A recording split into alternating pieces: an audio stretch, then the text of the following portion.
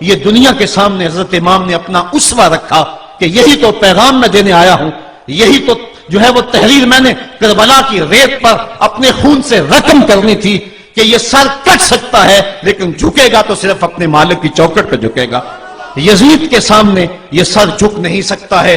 تو حضرت امام حمام رضی اللہ تعالیٰ عنہ نے کربلا کے تپتے ہوئے ریگزار میں جب 72-73 لاشیں خیموں کے سامنے پڑے تھے اور اتنے زخم کلیجے پہ تھے، راوی کہتا ہے کہ جب آپ کی قمیض اتاری گئی تو 113 سوراخ اس میں تیروں کے تھے، 33 زخم نیزوں کے تھے، 34 گھاؤ تلواروں کے تھے، اتنے زخم جسم کے اندر اور جسم چور ہے زخموں سے۔ لیکن حضرت امام حسین نے جب پیشانی سجدے میں رکھی تو آخری لفظ یہ تھے، اللہم رضن بقضائک وصبرن علی بلائک تسلیما لامرک سبحان ربی الاعلی۔ مالک تیری تقدیر پہ راضی ہو گیا ہوں، مالک زخم سے پہ بھی میں مسکرا رہا ہوں، مالک تیری طرف سے جو دکھ آئے میں نے ان کو قبول کیا، جے سونا میرے دکھ وچ راضی تے میں سکھ نو چلے ڈاواں، مالک میں سب کچھ قبول کیا، حسین تیری رضا پہ راضی ہے، میرے مالک تو بھی بتا تو بھی حسین پہ راضی ہوا ہے کہ نہیں ہوا ہے۔ آواز آ رہی تھی اس پیاسے پر علی شیر خدا کو ناز ہے، اس نواسے پر محمد مصطفیٰ کو ناز ہے، اوروں نے بھی سجدہ کیا پر اس کا عجب انداز ہے، اس نے وہ سجدہ کیا جس پر خدا کو ناز ہے۔ اے حسین ابن علی تم پر سلام، نازش آل نبی تم پر سلام۔ آج لہجہ بھی دم توڑ رہا ہے اور سورج بھی درد غروب سے زرد ہو رہا ہے، وقت کے دامن میں گنجائش نہیں کہ میں اس مضمون کو چھیڑوں، آؤ ہم سلام کرتے ہیں۔ یہ سورج سامنے چمک رہا ہے، میں یہاں بیٹھا سوچ رہا تھا کہ ہم نے تو نہیں دیکھا، اے سورج دوپہر کا وہ منظر تم نے تو دیکھا تھا جب کربلا میں حسین کا سر کٹا تھا، جب گھر لٹا تھا، جب خیموں کو آگ لگی تھی، جب سکینہ رو رہی تھی اور جب گھوڑا خالی پلٹا تھا اور سکینہ پوچھتی تھی گھوڑے تو خالی آ گیا ہے، حسین کہاں چھوڑ آیا ہے۔ آج یہ سورج یہ چمک چمک کے وہ ہمیں کہانی سنا رہا ہے اور ہمیں پیغام دے رہا ہے کہ نبی کے نام پہ حسین نے تو سر کٹا دیا، آج تم کہتے ہو دین پہ چلنا بڑا مشکل ہے، تم شور ڈال رہے ہو، جن کے لیے مسجدوں میں قالین بچھے ہوئے ہیں، گرم پانی دستیاب ہے اور ان کے لیے مسجدوں میں آسائشیں موجود ہیں، اور پھر بھی وہ کہتے ہیں دین پہ چلنا بڑا مشکل ہے۔ ذرا دیکھو حسین ابن علی کو سجدے میں سر رکھ کے، پیشانی رب کے حضور رکھ کے حسین ابن علی کہہ رہے ہیں مالک میں سر کٹا کے بھی تیرے حضور حاضر ہوں اور تجھ پہ راضی ہوں، تو بھی بتا کہ تو بھی حسین پہ راضی ہے یا نہیں ہے۔ اے حسین ابن علی تم پر سلام، نازش آل نبی تم پر سلام، تم پہ لاکھوں رحمتیں لاکھوں سلام، اے شہیدان محبت کے امام، لالا گوں لالا بدن لالا چمن، اے چمن اندر چمن اندر چمن، زندگی ہی زندگی تیری حیات، اے حیات اندر حیات اندر حیات، افتخار ملت بیضا ہے تو، رب کعبہ کی قسم یکتا ہے تو، فخر کا دل میں دریچہ باز کرنا چاہیے، جن کا تو آقا ہے ان کو ناز کرنا چاہیے۔ آج ہم ناز کرتے ہیں حسین ابن علی پہ، ہم حسین والے نہیں ہیں، ہم واہ حسین والے ہیں۔ واہ حسین تیری عظمت کو سلام، اتنے زخم کلیجے پہ ہو تو کھڑا نہیں ہوا جاتا، لیکن جبر کے خلاف کتنی قوت سے کھڑا ہے۔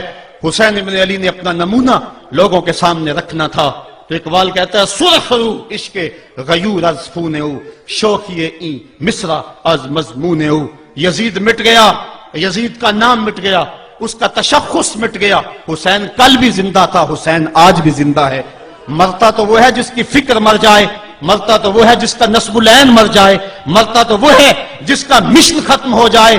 حسین کا نسب العین زندہ، حسین کی فکر زندہ، حسین کا مشن زندہ، حسین زندہ، حسین کا نانا بھی زندہ۔ آج بھی ہزاروں کروڑوں اربوں انسان حسین کا نام لے کے جی رہے ہیں۔ میں کہتا ہوں اگر کوئی یزید کا نام بھی لیتا ہے تو وہ سر جھکا کے دیتا ہے۔ کیسا تمہارا لیڈر ہے جس کا نام لیتے ہوئے بھی تمہیں شرم آتی ہے؟ نام لینے سے پہلے سر جھکاتے ہو، نام لیتے ہوئے پسینہ پسینہ ہوتے ہو، نام لینے کے بعد منہ چھپا لیتے ہو۔ تمہیں اپنے قائد اور اپنے لیڈر کا نام لیتے بھی شرم آتی ہے، اور جب ہمارے لبوں پہ نام حسین آتا ہے ہمارا قد اونچا ہو جاتا ہے، ہمارا سر فخر سے بلند ہو جاتا ہے۔ فخر کا دل میں دریچہ باز کرنا چاہیے، جن کا تو آقا ہے ان کو ناز کرنا چاہیے۔ تو حسین ابن علی نے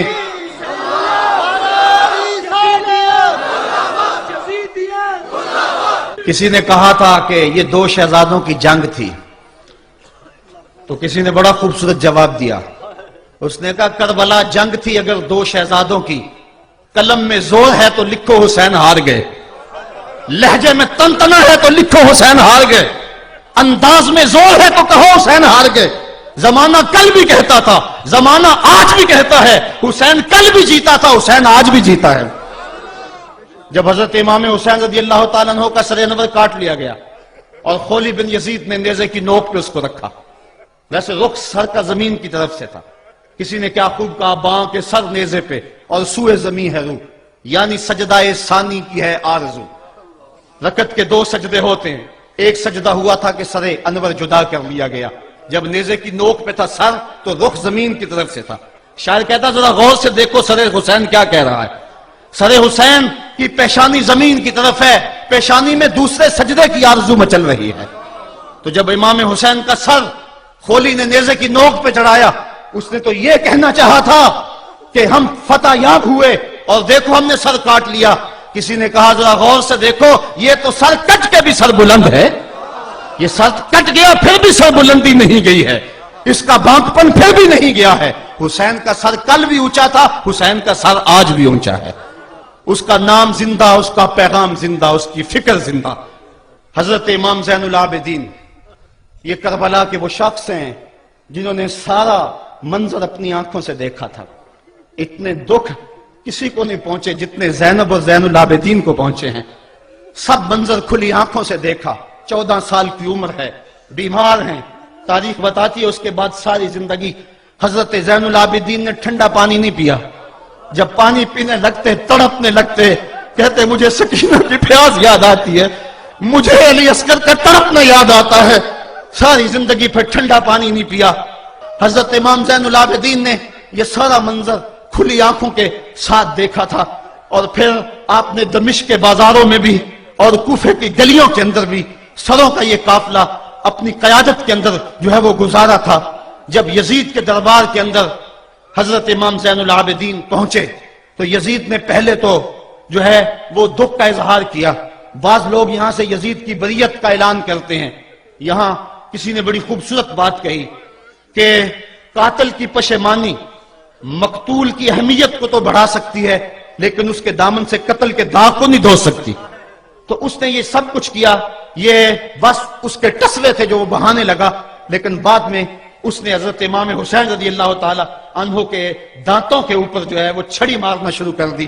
تو حضرت ابو برزہ اسلمی صحابی رسول وہاں موجود تھے، وہ کھڑے ہو گئے، اٹھ کے بدن کانپتا ہے ان کا، کہنے لگے ظالم ارفع قدیبہ کا، یہاں اپنی چھڑی ہٹا لے.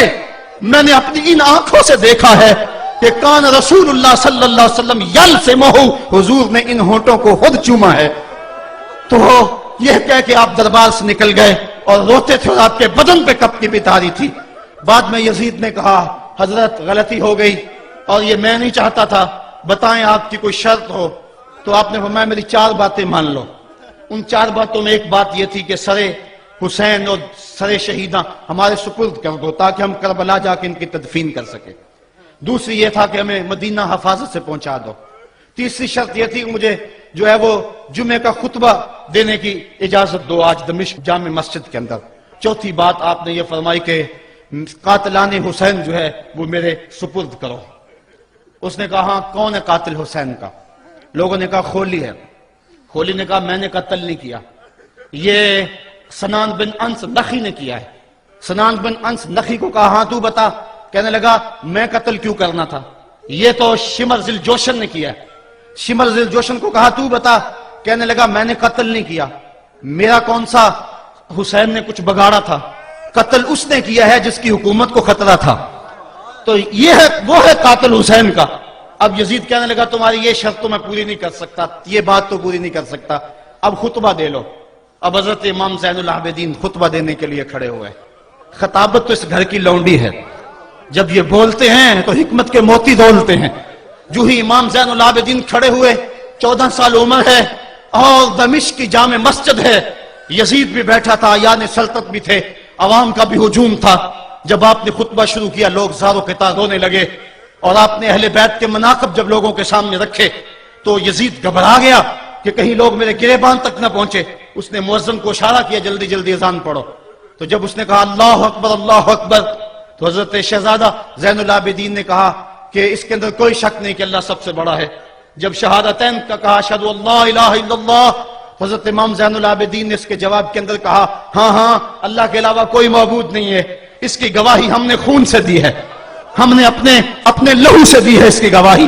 اور پھر اس کے بعد جب اشہد ان محمد رسول اللہ پہ لفظ آئے تو حضرت امام زین العابدین نے کہا یزید دیکھ اب اذان کے اندر تیرے نانے کا نام ہے یا میرے نانے کا نام ہے؟ آج بھی منبر پہ میرے نانے کا نام ہے.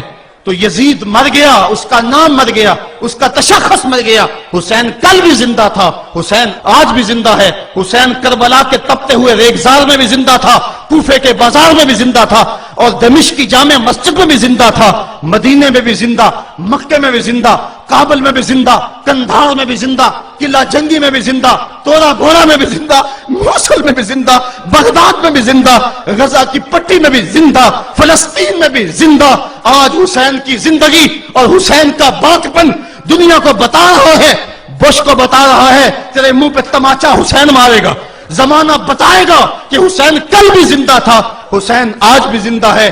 حسین کی فکر لے کے اٹھو اور پوری دنیا پہ چھا جاؤ اور زمانے کو بتاؤ کہ ہم حسین ابن علی کے سپاہی ہیں. صرف محرم کے دن آنسو بہا لینے سے کچھ نہیں ہوگا. کیا صرف محرم حسین کا مہینہ ہے؟ نہیں، سب پورا سال حسین کا ہے، پوری زندگی حسین کی ہے، پورے زمانے حسین کے ہیں. یہ صرف عاشور کا دن یا عاشور کی شب ہی حسین کی نہیں، سارے زمانے حسین کے ہیں. کل بھی حسین کا تھا، آج بھی حسین کا ہے، کل بھی حسین کا ہوگا. آؤ اٹھیں، قرآن کو لے کر کے حسین ابن علی نیزے کی نوک پر بھی چڑھ کے قرآن سنایا، اور آج ہم اسی قرآن کی دعوت کو لے کر کے اٹھیں اور حسین ابن علی کے پیغام کو گھر گھر